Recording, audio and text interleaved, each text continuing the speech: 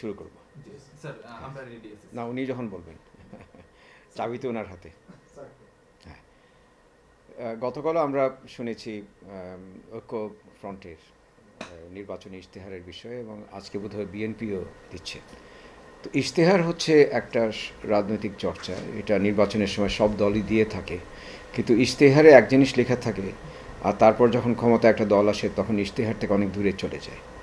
এখন এই জন্য ইশতেহার নিয়ে আমাদের আমার নিজের খুব একটা উৎসাহ নেই। তবে এই ইশতেহারে একটা দলের রাজনৈতিক দর্শনের তো প্রতিফলন ঘটে। আমরা দেখতে পাচ্ছি আওয়ামী লীগের যে ইশতেহারটা ঘোষণা করা হয়েছে তাতে বেশ কিছু ভালো চিন্তাভাবনা উপহার দেওয়া হয়েছে। দারিদ্র্যকে যদি আমরা সত্যিকার শূন্য কোঠায় নামিয়ে আনতে পারি তাহলে তো বিরাট একটা উপকার হয় আমাদের দেশের মানুষের জন্য। তো যে সমস্ত কার্যক্রম হাতে নেওয়ার কথা বলা হয়েছে এবং যেগুলি এগিয়ে নেওয়ার কথা বলা হয়েছে সেগুলি অত্যন্ত ভালো, আমি সাধুবাদ জানাই। কিন্তু পাশাপাশি কয়েকটা বিষয়ে আমাদের একটু দৃষ্টিভঙ্গি পরিষ্কার করা উচিত। যে কোনো ইশতেহারে শুধু একটা ঘোষণা থাকলেই চলবে না, কিছু প্রতিশ্রুতি থাকলেই চলবে না, সেগুলি বাস্তবায়নযোগ্য কিনা সেটা আমাদের দেখতে হবে। কাজে এই ইশতেহারটা ভালো করে পড়ে দেখলে বোঝা যাবে কিছু কিছু ঘোষণা বাস্তবায়নযোগ্য নয়। দ্বিতীয় হচ্ছে একটা সময় রেখা থাকা উচিত। যেমন আমরা দেখলাম 2041 সালে দারিদ্র্য নির্মূল হবে, সেটি ভালো, এটি একটা সময় রেখা আছে, আমরা এই সময় রেখা ধরে ধরে অগ্রসর হতে পারি। কিন্তু বাকি যে সমস্ত প্রতিশ্রুতি দেয়া হলো তার কি সময় রেখা দেয়া হয়েছে? অধিকাংশ ক্ষেত্রে স্যার সময় রেখা যদি, তাহলে আমি আবার বলি, আবার একটু বলে দিই, 5 বছরের মধ্যে তাহলে আমি বলছি। হ্যাঁ, করব এই তারপর স্যার 5G বিষয়টা হচ্ছিল। আচ্ছা ঠিক আছে, আমি যে যুবকদের জন্য কর্মসংস্থানের যে হ্যাঁ এগুলি সময় রেখা দেওয়া আছে। আচ্ছা তাহলে আমি বলি, তাহলে আবার এই অংশটা, আচ্ছা তাহলে আবার নতুন করে বলি আমি, ঠিক আছে। আমি শুরু করি, তাহলে এখান থেকে শুরু হচ্ছে, কিন্তু তোমার যেহেতু বাইট কম। যে কোনো নির্বাচনের সময় একটা দল ইশতেহার ঘোষণা করে, কিন্তু সমস্যা হচ্ছে ইশতেহার ঘোষণা যখন করা হয় তখন যে সমস্ত আমি তো সময় রেখাগুলো যদি আপনাকে না দরকার নেই, বুঝেছি আমি, আর দরকার নেই, আমি বলবো, বুঝতে পারছি আমি। যেমন স্যার যে তরুণদের গ্রামের শহর সুবিধা 5 বছরের মধ্যে বলছে, তরুণদের জন্য আপনার যে 5 বছরে 1 কোটি সুবিধা, বিমানবন্দর 5 বছর বলছি, তো এটা সম্ভব হবে না। আচ্ছা ঠিক আছে, আমি এখন আবার বলছি, তারপর স্যার 41 সালে তরুণদের, ঠিক আছে। হ্যাঁ, যে কোনো নির্বাচনী ইশতেহার যে কোনো দল যখন ঘোষণা করে তাতে অনেক প্রতিশ্রুতি থাকে, কিন্তু দেখা যায় যে প্রতিশ্রুতির সঙ্গে বাস্তবায়নের একটা ফারাক থেকে যায়। আমাদের প্রথমে নিশ্চিত হতে হবে আওয়ামী লীগ যে তার ইশতেহার ঘোষণা করেছে নির্বাচনে তা আসলে কতখানি বাস্তবায়নযোগ্য। আর দ্বিতীয় হচ্ছে একটা সময় রেখা দেয়া হচ্ছে, এই যে আমার, আচ্ছা আবার তাহলে আবার শুরু করি 3 নম্বর, এবার আমাদের আর সমস্যা হবে না। আওয়ামী লীগের নির্বাচনী ইশতেহারে অনেক সুন্দর সুন্দর কথা আছে, তো আমি যে সমস্ত প্রস্তাব দেওয়া হয়েছে, প্রতিশ্রুতি দেওয়া হয়েছে, সেগুলি আমি সাধুবাদ জানাই, কিন্তু তার কটা বাস্তবায়নযোগ্য সেটি আমাদের একটু চিন্তিত করে। কারণ অনেকগুলি প্রস্তাব যেগুলি 2014 সালের নির্বাচনী ম্যানিফেস্টোতে দেওয়া হয়েছিল সেগুলি এখনও বাস্তবায়িত হয়নি। তো ঘোষণা দিলাম এবং একটা সময় রেখাও দিলাম, কিন্তু ঠিক কী কৌশলে সেখানে অগ্রসর হবো সেটাও আমাদের একটু পরিষ্কার করে বলা উচিত যে কোনো নির্বাচনী ইশতেহারে। কয়েকটা বিষয় আমার এখনও চিন্তা রয়ে গেছে, যদিও আমি মোটা দাগে এই নির্বাচনী ইশতেহারের প্রতিশ্রুতিগুলিকে সাধুবাদ জানাই, সেগুলি সময়ের সঙ্গে মানুষের চাহিদার সঙ্গে সঙ্গতি রেখেই করা হচ্ছে। যেমন দুর্নীতির বিরুদ্ধে 0 টলারেন্স বা শূন্য সহনশীলতার নীতি গ্রহণ করা হবে, এর প্রমাণ তো আমরা এখন পর্যন্ত দেখিনি। আগামী 5 বছরে এই দুর্নীতির বিরুদ্ধে শূন্য সহনশীলতায় দলটি দাঁড়াবে, তার প্রস্তুতিটা কোথায় তাহলে? যেমন মাদকের বিষয়ে আমি এখনও খুব পরিষ্কার ঘোষণা পাইনি যে মাদকের বিরুদ্ধে এবং এই দুর্নীতির বিরুদ্ধে যদি শূন্য সহনশীলতা বাস্তবায়ন না হয়, শুধু ঘোষণা করেই তো আমরা ক্ষান্ত দিতে পারি না সেখানে। তো এই বিষয়টা একটু গুরুত্বপূর্ণ। শিক্ষার মান বাড়াবার কথা হয়েছে, আমি খুব আনন্দিত যে প্রাইমারি স্কুলের শিক্ষকদের বেতন ভাতা বাড়াবার কথা হয়েছে, কিন্তু এটি যদি 1-2 হাজার টাকা বাড়ানো হয় তাহলে কিন্তু চলবে না, এটা মৌলিকভাবে বাড়াতে হবে, যথেষ্ট পরিমাণ বাড়াতে হবে, যাতে খুব মেধাবী শিক্ষার্থীরা এই প্রাইমারি স্কুলের শিক্ষক হওয়ার জন্য আগ্রহী হন। যদি আমরা ওই ধরনের বিনিয়োগ করতে পারি তাহলে অত্যন্ত গুরুত্বপূর্ণ হবে। এখানে কিন্তু বিনিয়োগের বিষয়ে বলা নেই, বঙ্গবন্ধু ৭৪ সালে বলেছিলেন যে আমাদের জিডিপির 4% শিক্ষায় ব্যয় করতে হবে আমাদের। এই ধরনের কোনো ঘোষণা আমি পাইনি। আমরা কিন্তু বলে আসছি 6% উন্নীত করতে হবে। হয়তো 5 বছরে 6% উন্নীত করা সম্ভব হবে না, কিন্তু 4% বা 4.5 অথবা 5% একটা প্রতিশ্রুতি থাকা উচিত ছিল। বিনিয়োগ যদি না বাড়ানো হয় তাহলে এই সমস্ত প্রতিশ্রুতি কোনো কাজে আসবে না। আরেকটা জিনিস হচ্ছে যে দুর্নীতি যেরকম জিরো টলারেন্সের বিষয়ে বলা হলো, ব্যাংক খাত সম্পর্কে তো খুব পরিষ্কার কিছু বলা হলো না। ব্যাংক খাতে যে লুটপাট হয়েছে, যেটা অর্থমন্ত্রী বলছেন, অর্থমন্ত্রী নিজে বলেছেন সাগর চুরি হয়েছে, পুকুর চুরি না। এই ব্যাপারে কি পদক্ষেপ নেওয়া হবে সেই বিষয়ে সুনিশ্চিত কিছু চিন্তাভাবনা উপহার দেওয়ার কথা ছিল। আমাদের যে পরিমাণ ব্যাংক, পৃথিবীর কোথাও বোধ হয় এইরকম ঘনত্বের একটি দেশে এত ব্যাংক নেই। আর ব্যাংকগুলি তো গ্রাম পর্যায়ে যাচ্ছে না, সবই তো ঢাকায় হেডকোয়ার্টার খুলে বসে সব ব্যবসা করছে। ব্যাংক খাতের যে সংস্কারের প্রয়োজন ছিল সেই সম্পর্কে আমার মনে হয় যে এখনও প্রতিশ্রুতির বাইরেও কিছু করার আছে। যদি শূন্য সহনশীলতা দুর্নীতির বিরুদ্ধে নিতে হয় তাহলে প্রত্যেকটা খাতকে আমাদের দুর্নীতিমুক্ত করতে হবে। এবং ব্যাংক খাত যেহেতু পরীক্ষিত একটা দুর্নীতির ক্ষেত্র হয়ে গেছে, সেই খাতটাকে আমার মনে ধরে ধরে আমাদের অগ্রসর হতে হবে। গণতন্ত্র, আইনের শাসনের কথা বলা হয়েছে, মানবাধিকার সুরক্ষা দেওয়ার কথা বলা হয়েছে, অত্যন্ত ভালো। কিন্তু এই যে আইসিটি আইন যেটি হলো, সেই আইনটি সম্পর্কে এখানে বলা হচ্ছে না। বলা হচ্ছে যে কোনো আইনের অপপ্রয়োগ নিরুৎসাহিত করা হবে, যাতে না হয় সেটা দেখা হবে। এই ধরনের কথায় কিন্তু আসলে কাজ হয় না। এটি ধরে ধরে অগ্রসর হতে হবে। কোন কোন ক্ষেত্রে আইন অনুসন্ধানী সাংবাদিকতার বিরুদ্ধে কাজ করছে সেগুলি বিলুপ্ত করতে হবে। এই যে আমাদের বলা হচ্ছে আশ্বাস দেওয়াটা কিন্তু কোনো কাজের কথা না। আমি মনে করি সরকার অনেক ভালো কাজ করেছে, কিন্তু দুর্নীতিকে যদি আমরা নির্মূল করতে চাই, যদি শূন্য সহনশীলতায় নিয়ে আসতে চাই দুর্নীতির বিরুদ্ধে, তাহলে অনুসন্ধানী সাংবাদিকতার অত্যন্ত গুরুত্বপূর্ণ। এটিকে উৎসাহিত করার জন্য সকল রকমের পদক্ষেপ নিতে হবে। অর্থাৎ যে আইনগুলি এই অনুসন্ধানী সাংবাদিকতার বিরুদ্ধে যায় সেগুলি বিলুপ্ত করতে হবে। সুস্পষ্ট ঘোষণা থাকার দরকার ছিল এখানে। মানবাধিকারের বিষয়ে আমরা জানি যে যতদিন বৈষম্য থাকে সমাজে ততদিন মানবাধিকার প্রতিষ্ঠা হয় না। আমরা বৈষম্য বিষয়ে, অর্থনৈতিক বৈষম্য যেটি শ্রেণী বৈষম্যতে দাঁড়িয়েছে, সেটি নির্মূল করার বিষয়ে কি কি পদক্ষেপ নেওয়া হবে সেটিও একটু স্পষ্ট করা উচিত ছিল সেখানে। নতুন বিমানবন্দরের কথা বলা হচ্ছে, এটি অত্যন্ত প্রয়োজনীয়, কিন্তু এখনই দেখছি যে আন্তর্জাতিক বিমানবন্দরে একটা টার্মিনাল বাড়ানো হচ্ছে। তাহলে আগামী 5 বছরে কীভাবে একটা নতুন বিমানবন্দর হবে? আমরা তো স্থান নির্বাচন করতেই 5 বছর পার করে দিয়েছি, অথচ এটা কিন্তু আমাদের জন্য অত্যন্ত প্রয়োজন। আমরা যদি ব্যবসা বাণিজ্যে এগিয়ে যেতে চাই, যদি আমরা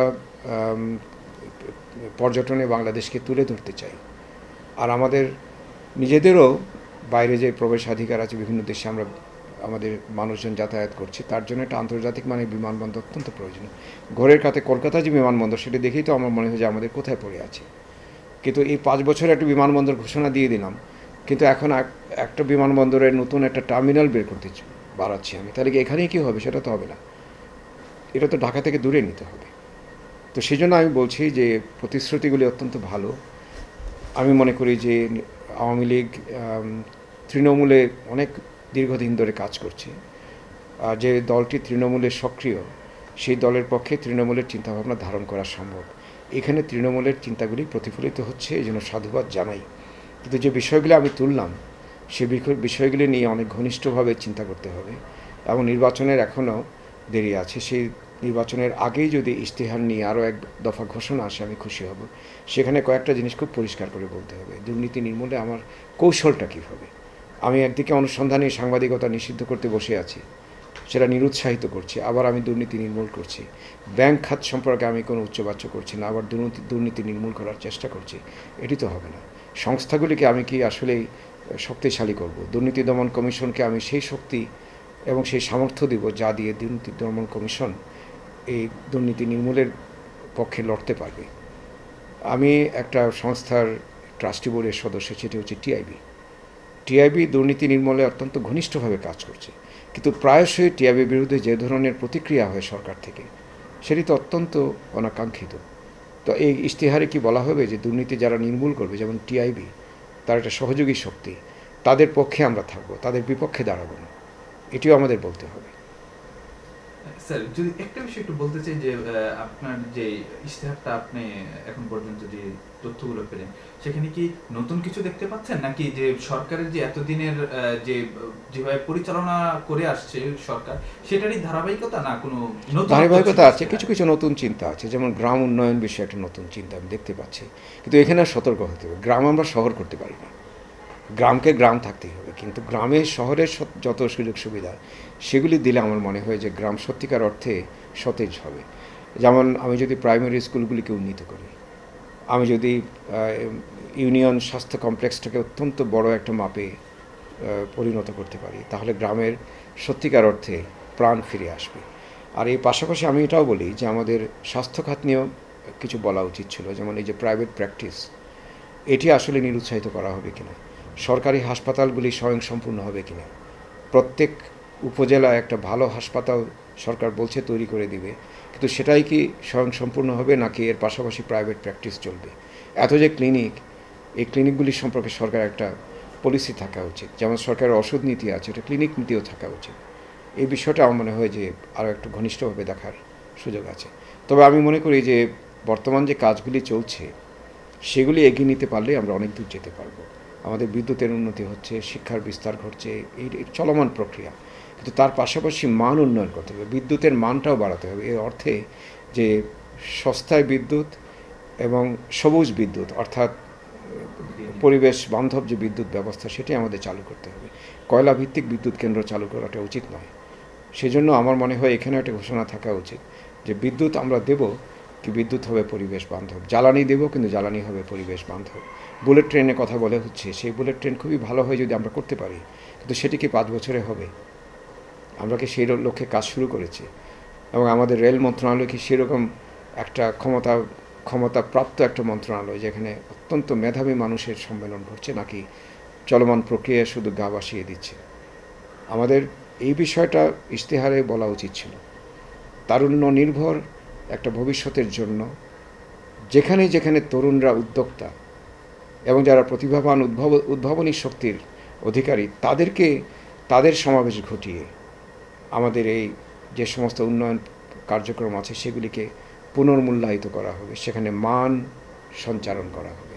এই ধরনের একটা ঘোষণা আসলে আমি খুব খুশি হতাম। কারণ যে দলগুলি বর্তমানে কাজ করছে সেই দলগুলি তাদের প্রতিভার বিকাশ খুব দেখাতে পারেনি। আমাদের রেল মন্ত্রণালয় আসলেই খুব পিছনে পড়ে আছে এখন। সেই রেল মন্ত্রণালয়কে নবায়ন করা হবে কিনা, সেখানে তারুণ্যের সমাবেশ ঘটানো হবে কিনা, আমাদের শিক্ষা চিন্তায় তারুণ্যের অগ্রাধিকার দেওয়া হবে কিনা, এই বিষয়টা খুব গুরুত্বপূর্ণ। আমি তারুণ্যকে নিয়ে শুধু কিছু কথা বললাম, কিন্তু তারুণ্যকে আমি তার সমাবেশটা ঘটাতে পারলাম না, তাহলে একটু মুশকিল হবে। চাওয়াটা একটু বেশি, কারণ আমি জানি ছোট দলগুলির প্রতি আমার খুবই শুভেচ্ছা থাকে। বামপন্থার যে দলগুলি, তাদের ইশতেহার সবচেয়ে সুন্দর হয়, কিন্তু তাদের পক্ষে তো সেটি বাস্তবায়ন সম্ভব হয় না। আওয়ামী লীগের পক্ষে বাস্তবায়ন করা সম্ভব হবে যদি সে আবার নির্বাচিত হয়, এবং একইভাবে বিএনপির ইশতেহারের দিকে আমি তাকিয়ে থাকব, তারাও যদি ক্ষমতা আসে তারাও সেটা বাস্তবায়ন করবে। কিন্তু আওয়ামী লীগ যেহেতু সুন্দর একটা ইশতেহার দিয়েছে, যেখানে আমি মনে করি তরুণদের সকল জনগোষ্ঠীর মোটামুটি মতামতের প্রতিফলন ঘটেছে, তবে আমি যে বিষয়গুলি উল্লেখ করলাম সেগুলি সম্পর্কে আরও ঘনিষ্ঠ চিন্তাভাবনা করলে এবং সেই চিন্তাভাবনার যে ফলটা পাওয়া যাবে সে অনুযায়ী যদি আবার ইশতেহারটি নতুন করে একটু সাজানো হয়, বিশেষ করে কৌশলগুলি নির্ধারণ করে দেওয়া হয়, তাহলে আমি আরও খুশি হব। স্যার একটা শেষ প্রশ্নটা থাকবে যে যে ইশতেহারটা দেখছেন যে কোন শ্রেণীর কি আসলে আমার মনে হচ্ছে এখানে 2 ধরনের ভোটারকে কাছে টানার চেষ্টা হচ্ছে। একটা তরুণদের, আর দ্বিতীয় হচ্ছে গ্রামের যারা ভোটার আছেন, তৃণমূলে যে সমস্ত ভোটার আছে তাদের সংখ্যাই কিন্তু বেশি, এবং সেখানেও তরুণরা আছেন। কারণ গ্রামকে শহরে পরিণত করা হবে, এই স্লোগানটা আসলেই যদি বাস্তবায়িত হয়, মানে ওই দালান কোঠা দিয়ে না, আমি বলছি শহরের সুযোগ সুবিধা, প্রত্যেক স্বাস্থ্যসেবা, শিক্ষা সেবা, এই বিষয়গুলি জনগণ পায় গ্রামের, তাহলে গ্রামের মানুষের অবস্থা উন্নত হবে। তাদেরকে মাথায় রেখে হয়তো এটি করা হয়েছে। স্যার একটা বিষয় একটু অনুরোধ আপনার কাছে করা কি যে যে বিষয়টা আপনি তো স্যার যে কিছু সাজেশনটা দিয়েছেন, যে বলছেন যে অনেক মতেরও প্রতিফলন ঘটেছে বা ভালো একটা ইশতেহার হয়েছে, এই যে তারপর যে আপনি কিছু যে সাজেশনটা দিয়েছেন সেই সাজেশনটা যদি স্যার একটু 1 বাক্য বা 2 বাক্যের মধ্যে যদি একটু বলে দিতেন। যেমন আমার প্রস্তাবনা থাকবে সবগুলো যে বিষয় দুর্নীতি দমনে শূন্য সহনশীলতা ভালো, কিন্তু তার কৌশলটা কী হবে? আমি যদি অনুসন্ধানী সাংবাদিকতা নিরুৎসাহিত করি তাহলে সেটা দুর্নীতি নির্মূলটা হবে না। ব্যাংকিং খাতকে এইভাবে একইভাবে চলতে দিই তাহলে হবে না। সেখানে খুব শক্তিশালী সংস্কারের প্রয়োজন আমাদের, সেই বিষয়ে স্পষ্ট ঘোষণা থাকতে হবে। তারপর যেমন টিআইবি একটা সহযোগী শক্তি, তার বিরুদ্ধে না দাঁড়িয়ে তাকে সহযোগী শক্তি হিসাবে উৎসাহিত করা উচিত, এই কৌশলটা সেখানে অন্তর্ভুক্ত থাকতে হবে। এসিসি আমাদের দুর্নীতি দমন কমিশনকে আসলে আমরা সে ক্ষমতায়ন করেছি কিনা, তার সক্ষমতা বাড়িয়েছে কিনা, তাকে সেভাবে প্রকৃতভাবে স্বাধীন করছে কিনা। যেমন সরকারি কর্মকর্তাদের বিরুদ্ধে মামলা নেওয়া যাবে না, তার জন্য অনুমতি নিতে হবে। দুর্নীতির এটা বিরুদ্ধে দাঁড়ায়, তাহলে সেই বিষয়ে আপনারা কি দিচ্ছেন? যেমন মানবাধিকারের প্রশ্ন আসছে, সেখানে কি আমার সবগুলি অধিকার সুরক্ষিত হচ্ছে? যে তথ্য প্রযুক্তি আইনটি হচ্ছে, সেটি কি বিতর্কিত ধারাগুলি বদলানো হবে নাকি সেটি অবিকল থেকে যাবে? এই বিষয়গুলি পরিষ্কার করা উচিত। শিক্ষার মান বাড়াবার কথা বলা হচ্ছে, কিন্তু শিক্ষার মান বাড়াবার জন্য যে বিনিয়োগ প্রয়োজন সেটি কি আমার আসছে কিনা?